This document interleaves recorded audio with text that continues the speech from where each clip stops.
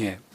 자, 이번에는 그 내란 특별 재판부 설치 내용을 살펴보겠습니다. 그 한덕수 전 총리의 영장이 기각됐어요. 예, 여기서 촉발이 된 건데, 이제 민주당에서 그러면 내란 특별 재판부를 설치해서 이 한덕수 전 총리의 영장 기각 같은 사례를 좀 막겠다 뭐 그런 취지로 보이는데 여결위에서 이게 지금 언급이 됐습니다. 그랬더니 그 천대엽 법원 행정처장이 강하게 반발을 했습니다. 사법부는 지금 사법부의 독립이 침해될 가능성이 있다, 뭐 유언 가능성이 있다 이렇게 반대하고 있는데 어떻게 보십니까? 지금 국민들께서는 우리의 사법부가 정말 독립적으로 공정하게 그리고 정치의 중립의 의무를 유지하고 있는가에 대한 질문을 하고 계시는 거거든요. 예.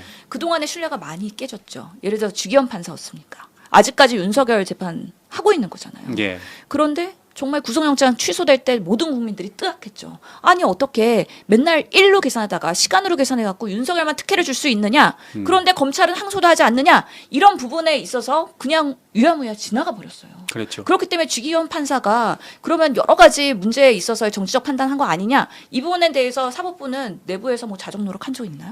전혀 없습니다. 그런 부분에 있어서 국민들이 불신을 얘기하고 있는 거고요. 또 조희대 대법원장 어땠습니까? 당시에 이재명 대통령 그 당시엔 후보죠. 조기 대선 이전에 빨리 선거해야 된다고 졸속으로 막 이심으로 넘겨버리고 막 이런 부분에 있어서 아니 사법부가 정치적 의도를 갖고 이렇게 개입을 해도 되는 거야? 대선에 개입해도 되는 거야? 라고 국민들이 물었을 때 아무런 대응도 못하고 솔직히 불신만 남긴 그런 사태들이 있기 때문에 이번에 한덕수 총리의 구속영장 기각 결국에는 증거인멸했잖아요. 본인이 뭐 비상계엄 문건 받았다고 부인했는데 알고 봤더니 CCTV에서는 열심히 본인이 이상민 장관이랑 비상계엄 문건 조회하고 있지 않았어요? 그리고 비상계엄 끝나고 나서 사후 문건에 부서했다가 그거 삭제해버리고 이런 것들이 명확하게 증거 인멸에 해당되는 부분이기 때문에 내란 방조 혐의로 지금 수사를 받고 있는 상황입니다. 그런데 구속영장이 취소됐다? 뭐 기각됐다. 그리고 예. 기각됐다. 그리고 뭔가 방어권에 있어서는 조금 더 쟁점의 논란의 여지가 있다. 이런 방식으로의 사법부가 판단을 한다 그러면 과연 국민들이 내란 지금 계속해서 이 부분의 척결이 올해 수건 과제인데 제대로 이런 부분들이 정제가 될 것이냐에 대한 질문을 하고 계시는 것이고요.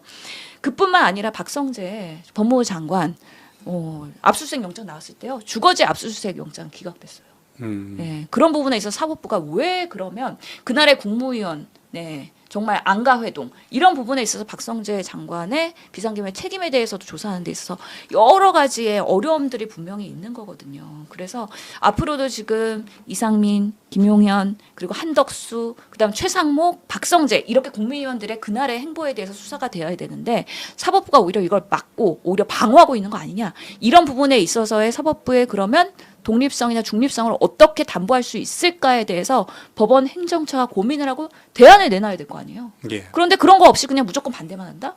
이거에 대해서는 저는 동의할 수가 없고 전현희 의원도 얘기했어요. 만약에 지기현 판사의 그런 부적절한 정치적 행위 이런 것들이 정제가 된다고 하면 그래서 적어도 우리 여러 특검이나 아니면은 이 내란 관련한 재판에서의 일부 문제되는 사람들이 배제가 될 수 있다 그러면은 다른 판단도 할 수가 있다라고 얘기한 만큼 적어도 국민의 신뢰를 받지 못하는 판사들에 대해서는 뭔가 이런 방패 막이에 대한 시스템을 만들 필요는 꼭 있다.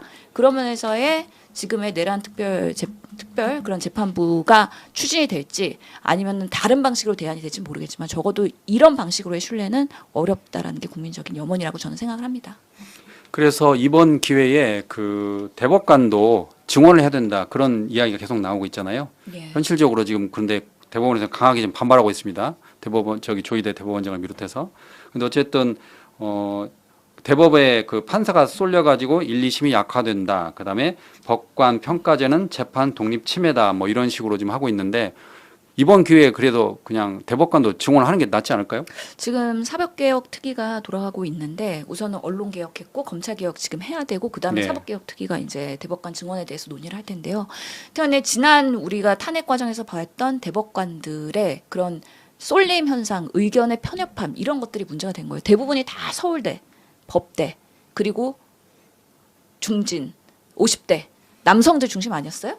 그래서 정말 그렇다면 우리나라의 사법체계를 만드는 데 있어서 국민들의 다양성을 담보할 수 있는 대법관의 구성이 필요한데 여전히 여기도 기득권들이 기득권화되어 있는 부분을 어떻게 타파하고 더 많은 국민적 목소리를 담아서 올바른 재판과 판단을 할 수 있을 것이냐. 이런 부분에 있어서의 사법개혁의 논의는 계속 돼야 될 것 같고요. 그리고 증언은 불가피한 거 아닌가. 예. 사법부가 그동안 보여주었던 국민들의 불신 이런 것들을 어떻게 해소할지에 대해서 반대를 위한 반대만 하지 말고 대안을 내놓아라라는 당부를 드리고 싶고요.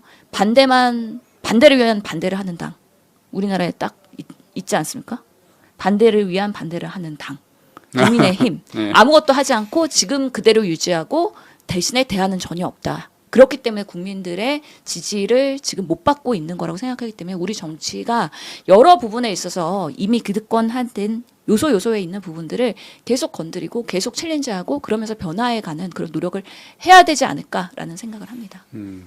그 민주당 국민중심 사법개혁 특별위원회의 그 개혁안을 보면은 현재 그 14명인 대법관을 30명으로 증원을 하고 그다음에 하급심 판결문 공개 확대 이런 것도 포함이 되어 있습니다. 그래서 이번 기회에 우리 검찰개혁, 언론개혁에서 사법개혁도 되기를 바라는 국민의 목소리가 커질 것으로 보입니다.